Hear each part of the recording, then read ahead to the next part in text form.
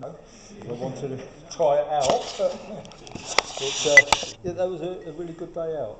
Apart from the burgers was extortionate, wasn't they? Burgers were extortionately if I priced. remember correctly. Massively. Luckily, we took our little cooker and done our own little bits.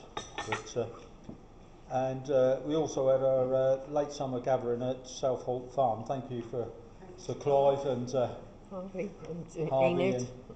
and also Enid. Which I felt was a really good day out, but more on that later. So I'm going to hand you over now to, I've lost my bit of paper, so I presume it's David, because I gave my bit of paper away. I've lost my bit of paper. You lost everything, you have. Oh yeah. It does say Treasurer's Report. Treasurer's Report. Right. Put these on. We've still got some money left. Oh!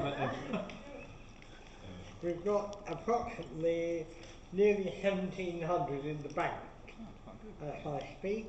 You've got to pay for lunch yet? 700. You were paying. Again? Chance of that happening, I'm very I forgot to bring Would the I lie? You would if you were the Chancellor. Dismiss. Yes, so, I mean, considering the economic situation, we're actually doing not badly. I mean, Avril will tell you, I think we've got 91 members. 91 members Plus. and 17 that didn't join. And we just, Only one has ever paid, but... we just handed Avril another member to join in March as well. Yeah, for next year. For next year. So. This When year. are we marching then? Well, you won't be marching Oh, anywhere. sorry, Stay the here. hearing aid has got a filter on it. And it's turned on to crap at the moment. Yeah, no, actually, I answer all inquiries as quick as I can. I help one or two people with their dating letters and valuations. The last one I did was in the magazine, the 57 Lincoln, the blue one, and I said, as a member, we won't charge you, but if you want to make a small donation, please do. So whether he will or not, I don't know. Hopefully he will. Otherwise, I'll go around and scratch the hell out of him. They are Richie G, aren't they? Yeah, Richie G. Other than that, the main thing is that we have not paid for public liability for the last 2 years. There are two reasons. One is that it was going to cost about £250, which is 10 memberships. And the other reason is that we now, apart from Brooklyn, when Jeff sets up a stand there, but again, Brooklyn, they have their own marshals.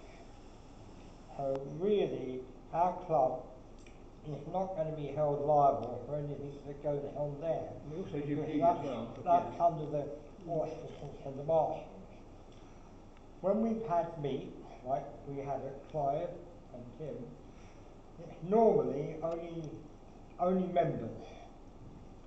And because they're all near death and not rowdy,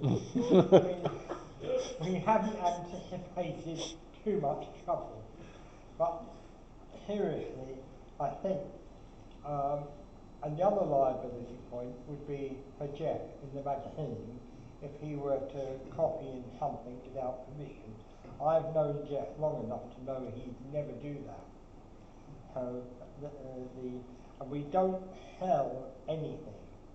So no one's going to come back and say, oh, we bought a mug off you and my Aunt Rosie was just picking it up and it gassed an artery and I've been left £500,000. I mean, so the liability, seriously, I think is so low of the CAAC being ever at this point in time sued. I mean, in the past we used to run meetings at places off our own back and so it was just us. So if anything happened, we, as the organiser, with no marshals, would have been liable. That doesn't happen now. It's only ever members, no members of the public. And if we do hold it, I've suggested that any future meetings, because of the size of the club and the number of people likely to attend, that we should try and do it on the back of other venues. So most of the venues I've been to, apart from our club, when you go in, you see a lot of stands from other clubs, and they're all under the auspices of the organiser of the whole event. So if anything happened, it would normally be down to the organisers of that event. I do wonder, sir, because we do 2 stands now at public shows, which you're quite right, the Bewley and the Brooklands. So they're professional organisations that are organising events every weekend. Yeah. To go along with their usual other attractions again now. But one thing that occurs to me is that we use those flag we had done by Barry, and I always think one of those fell over onto another car. Now, so the end car's got one. So and we do use them because they're great, they're brilliant. Yeah. But I'm always ever so careful to make sure the person doesn't mind having it. Some people don't want to have their car near it, even members. But we put the front tyre and wheel right over the thing, so it's really secure. But if it's a real windy day, I have to take them down if I thought that.